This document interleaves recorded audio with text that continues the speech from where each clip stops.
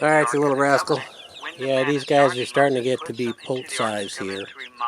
And they're getting up on top of the, I changed them over from the little chick box that I had them in and put them in this 100-gallon stock tank. And now they're getting to the point where they can jump up on the edge there. I'm going to have to screen it out until I get a bigger setup for them. But they're doing just great. Started out with 24 down to 14. Invariably, there's going to be attrition due to a variety of things.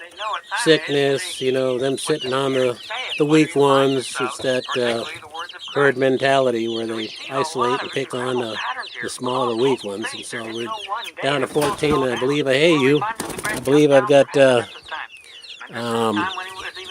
5 roosters, and the rest are hens. And I'm just, you know, I can't sex them at this point, but it's mostly based on size. So I guess I'll look forward to eating 5 of them rascals and keeping 1 or 2 roosters and the rest of the hens to lay eggs and provide meat. So they're doing quite well. Just cleaned out the stock tank and they're friendly. I've switched them over to from straight chick feed to a mixture of wild bird seed, which has the black sunflower seeds, cracked corn, and a lot of millet, which is the round millet seed in it. And I also add some oats, which provides magnesium and other minerals for the adult birds, so that when they're stressed they don't cannibalize themselves. So not that that's an issue at this point, because they're so small. Hey, you,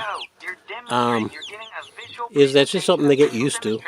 And yeah, they play around with the sunflower seeds, and they eventually crack them and stuff, so it's a good experience for them. But they really love this stuff, and it's just more diverse nutrition for them, and they really enjoy it. So they'll eat the heck out of this stuff.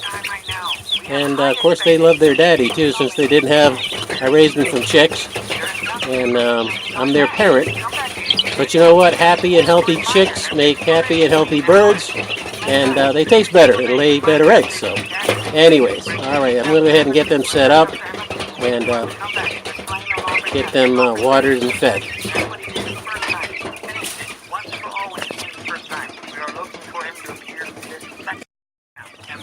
So one of the things I do is I don't fill the bottles up anymore, because they will scratch the heck out of this stuff and just spread it everywhere and waste 75% of the seed. Now eventually they'll eat it, but you know, by the time they end up pooping and peeing all over it, they're not going to, and it just ends up being nasty sludge at the bottom of wherever they're living. So what I do here is I just fill these feeders up, not quite full, because they'll be able to scratch that out too, and give them, you know, I have to do this once or twice a day depending upon how many there are or how big they are, until I get a much bigger feeder that is basically scratch proof. It's basically a PVC tube that I use that's open, just enough for them to get their heads in, and they don't waste much of that. But at this point, otherwise they just throw money down the drain if you let them scratch the heck out of everything and just waste it. So that's one of the things I do to make it more efficient and catch them fed. At this point, I'll feed them twice a day, and not a big deal. I get to play with them while I have to attend to them at this point. So.